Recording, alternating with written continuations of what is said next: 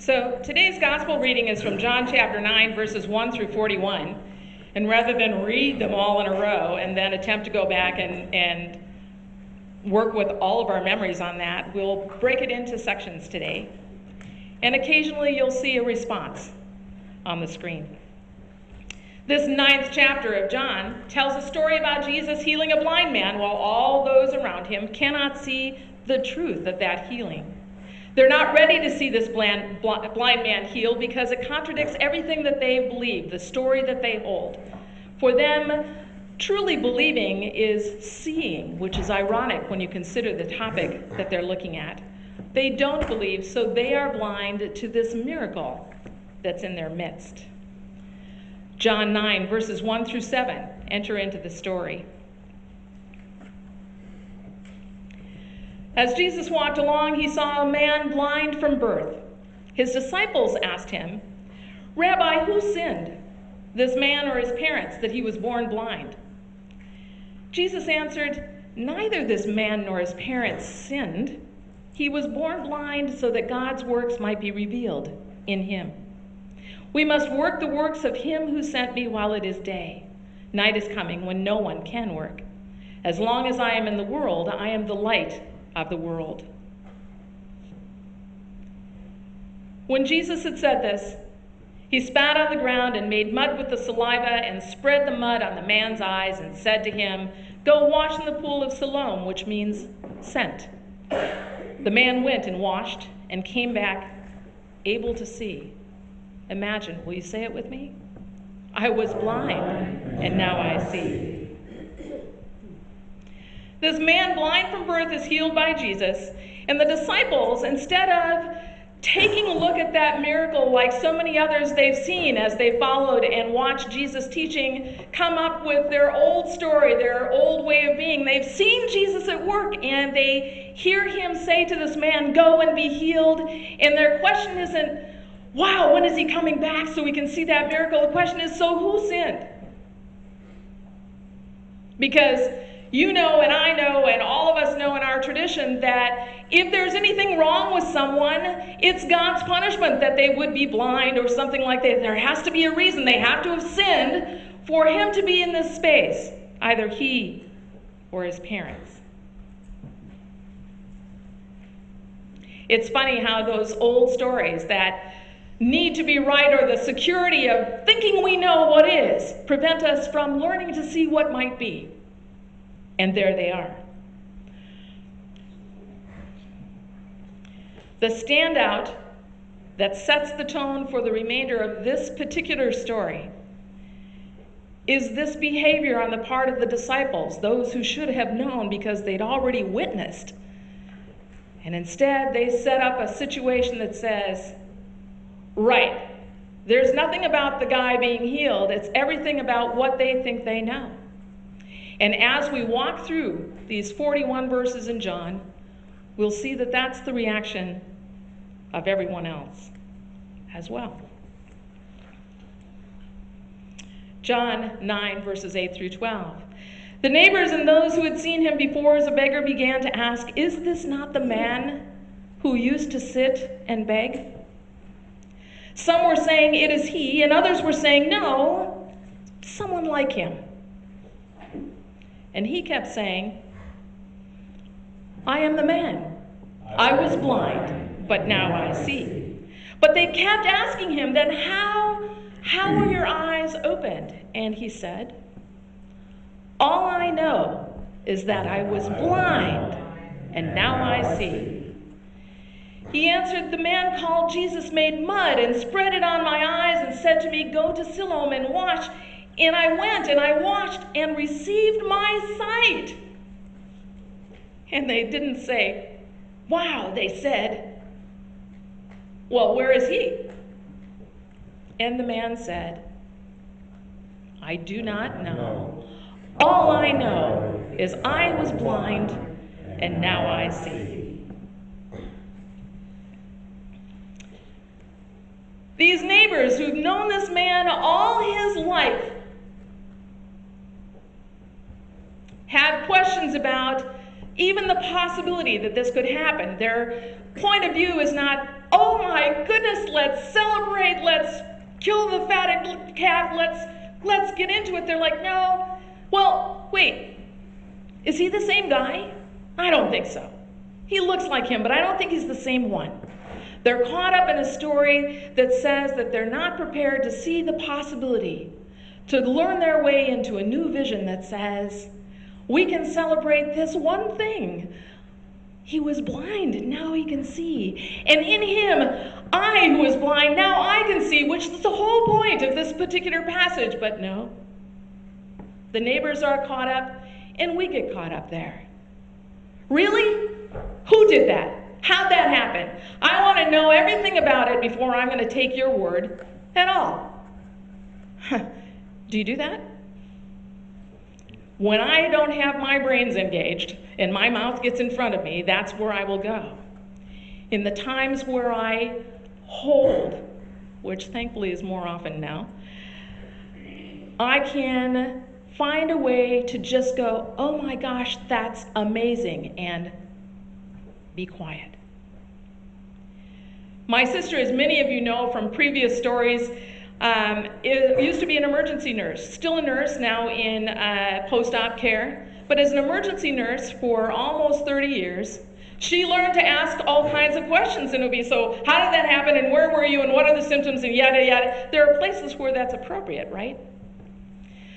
But she carried that into everything else. So if there was anything that had happened, there would be the Inquisition. I'm like, Amy, it's just this. And she goes, well, I think you're too trusting and you need to move along and you need to ask more questions. And I said, but Amy, it's just this. You're too trusting, you need to ask more questions, and she's right. I'm really the sloth to her roadrunner in that space. And somewhere in between those two things, and I can feel it in myself and I know it in her, we're moving more towards a center that at least allows the possibility of acknowledging what's right there. A man saying, I was blind, but now I see, before we enter the Inquisition, and celebrate that. And for me, in my way of being, I've come to understand that what works best for me is to hold with less questions and allow the story to unfold at the pace of the person who's in front of me. Easy for you to say, you're a pastor, that's your job. Okay. But it's also inherent in who I am. The neighbors don't do anything like that. It's all about doubt. It's all about judgment. It's all about, yeah, no, can't possibly have happened. No, no, no. Another example of this would be something I just ran into yesterday. Janet Corey and I went to a workshop in Kelso on compassionate spirituality, which was phenomenal, a Reader's Digest condensed version of a 12-week course that talks to us about the inherent presence of God in the form of compassion, the Holy Spirit that sits in each of us, and how that can open language and learning and eyes to see and ears to hear and a heart for the people in front of us, even when we are going like this. That was the first piece. Then there were workshops to choose from in the afternoon, and I chose to go to one called Relationships Through Transformation. Could easily have been transformation through relationships. And we talked about really how we see. We were invited to share a story of when we had witnessed a transformation and how we felt about that, what impact it had on us. And we were invited to share a story about a time when we were transformed and what that looked like. And as we unpacked every story, one thing was clear: we don't do it in isolation. There's always certainly God with us, and in our being and doing and living, there's inevitably a witness and a participant. We're in relationship. And in those places where transformation occurs, this conversation in the neighbors goes away. And that compassionate nature that lives in all of us rises as a language that allows us to see, to learn to see more, to begin to see, to pick up wherever we are and live into our best as members of God's kingdom. There was a young woman who did a TED Talk, and we watched a video of that TED Talk as part of our learning. She was from Nigeria, and growing up in Nigeria, as a young lady who loved to write, the books that she was initially exposed to all had to do with British authors and little white girls with ringlets and blue eyes. So when she wrote her first story, she wrote about little white girls with ringlets and blue eyes because she thought that's what books were supposed to be. In Nigeria, where literature about their own country and cultures was fairly scarce at that time, as she became exposed to that, it became clear to her that you could have chocolate-colored skin and kinky hair that didn't go into ponytails, and you could be in literature too. And the story that was so clear to her as a young woman opened up into a wider view. No wide views yet in this story.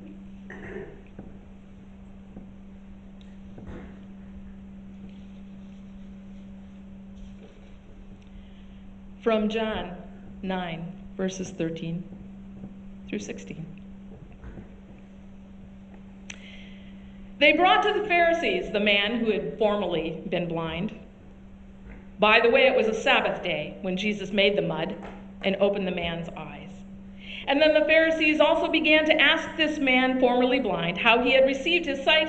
And he said to them, "He put mud in my eyes, and I washed, and now I see." Now, as a pastor, I'm just saying, I would be so excited about that. Everything would go away, but no.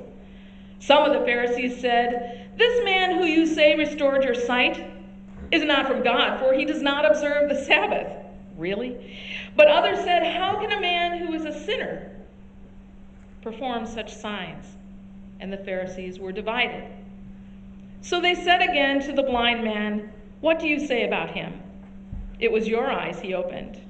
And he said, "He's a prophet." So after Jesus heals this man, the keepers of theological correctness, as a friend of mine would say, begin to make a case for why he should have even been healed, what criteria were used, what day was it. Some were caught up in the fact that it was a Sabbath, that it wasn't proper procedure. They wanted to know the resume of the person who did this, and they wanted to make clear their own importance because we know that this is the way it is. There's no room for wonder. The laws of Moses and the tradition of Moses that they stand on and live into and are responsible for don't make room for the possibility of learning to see something that they didn't think could happen.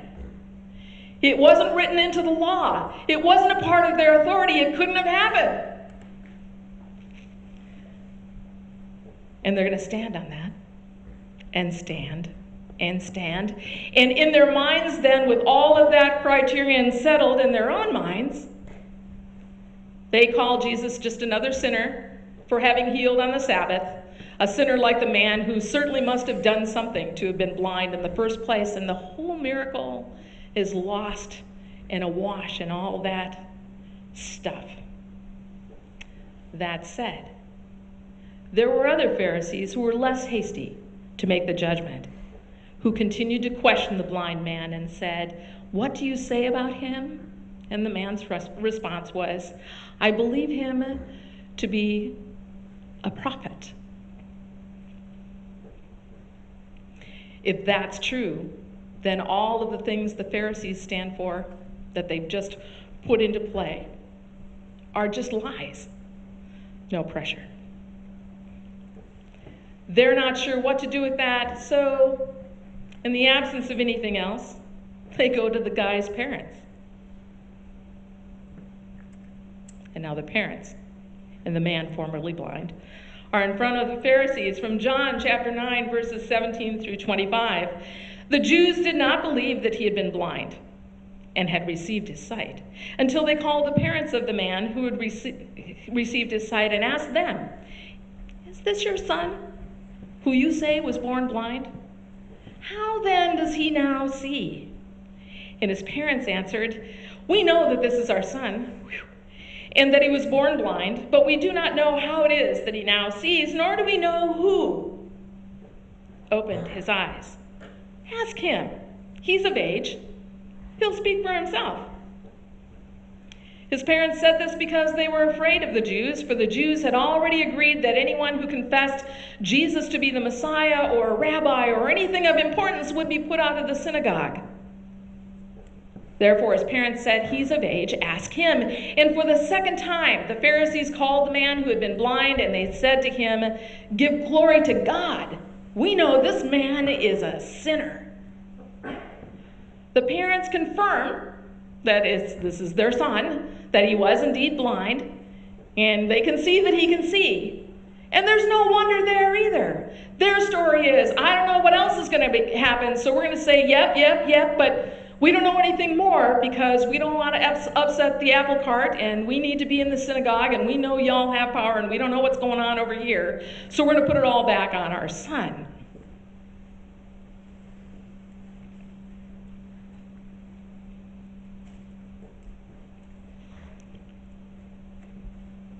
The son answered, I don't know whether the man who healed me is a sinner. One thing I do know was that I was blind, and now I see. The Pharisees said to the formerly blind man, what did he do to you? How did he open your eyes? And he answered them, I have told you already, and you would not listen. Why do you want to hear it again? Do you also want to become his disciples? All I know is I was blind, and now I see. And the Pharisees reviled him, saying, you are his disciple, but we are disciples of Moses. We know that God has spoken to Moses. But as for this man, Jesus, we don't know where he comes from. The man answered, here's an astonishing thing. You don't know where he comes from, and yet he opened my eyes.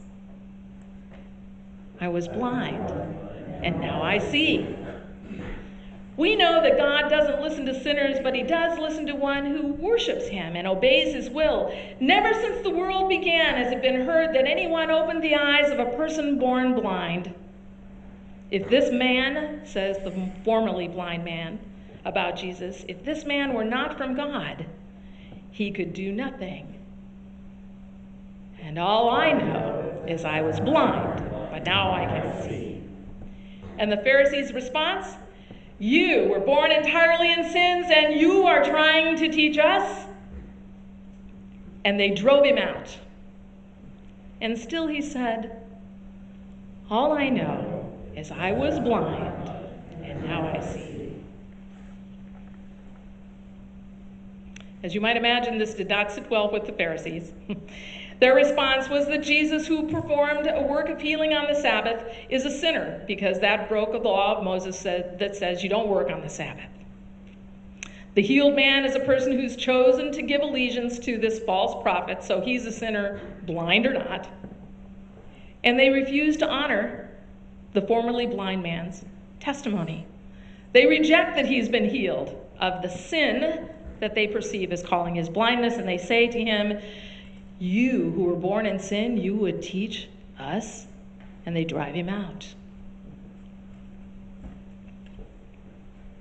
Jesus heard that they had driven him out, and when he found him, he said to the formerly blind man, do you believe in the Son of Man? And the man answered, and who is he, sir? Tell me, so I may believe in him. And Jesus said to him, you have seen him. The one speaking to you is he. And the blind man said, Lord, I believe. I was blind, and now I see. And he worshiped him.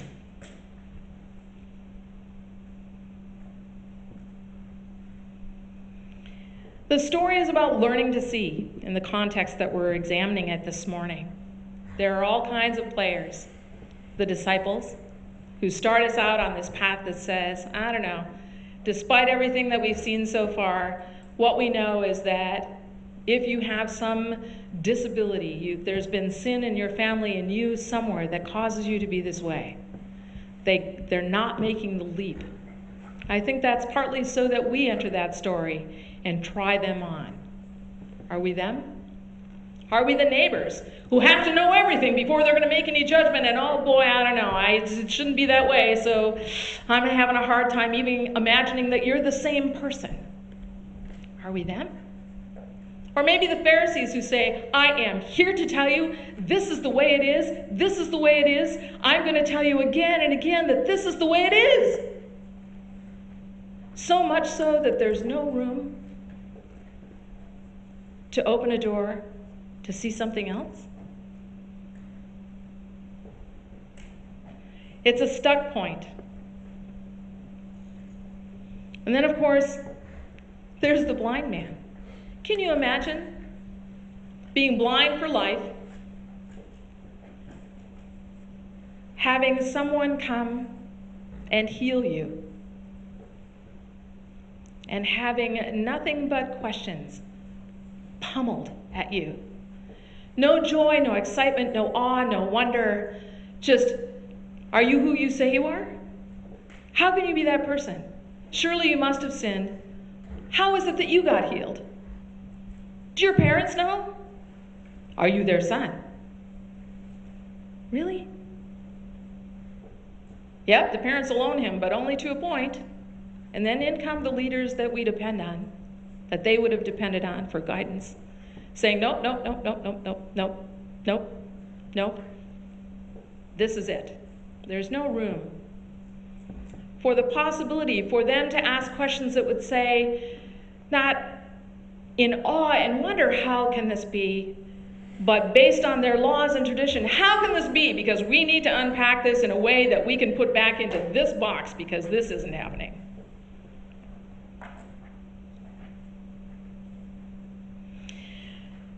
We bring our stories to the table.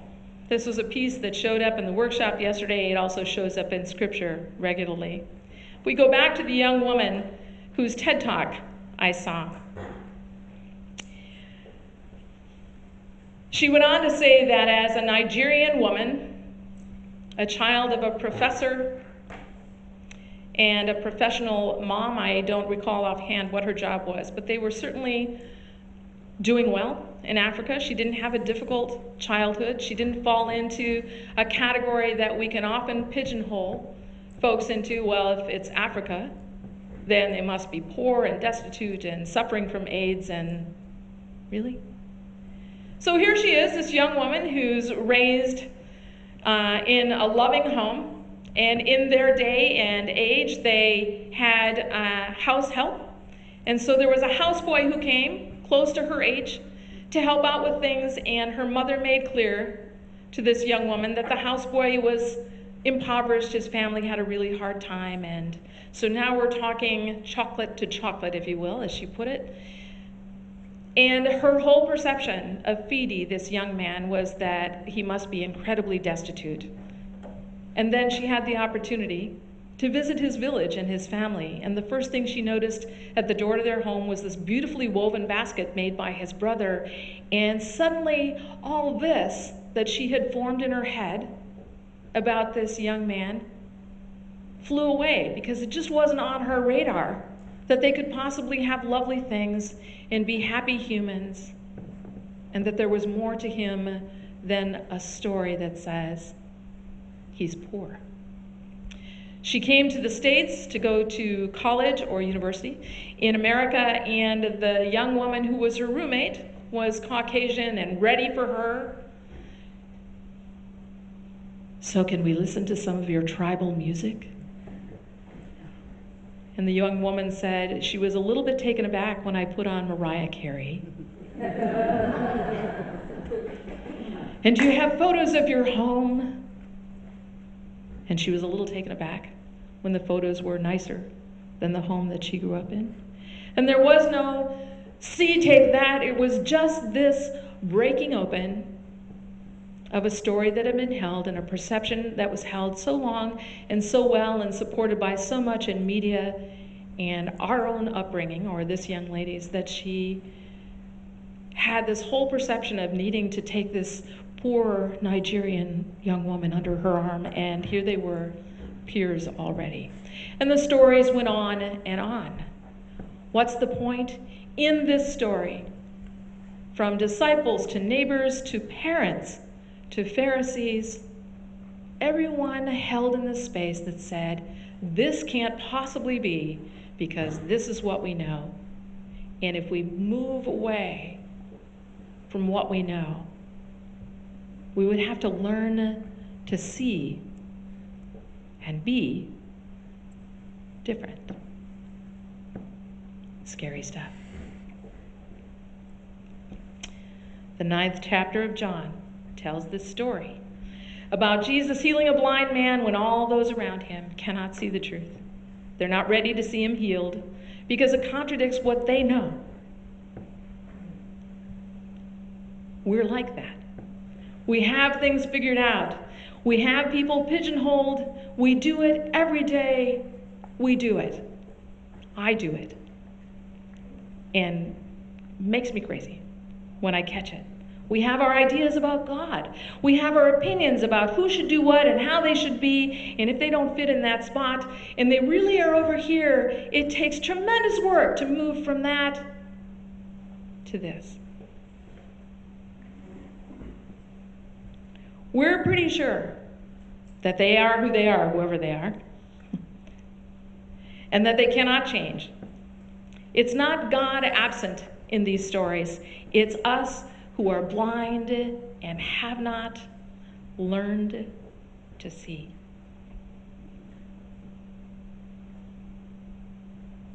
Jesus tells us if your eye causes you to sin, pluck it out.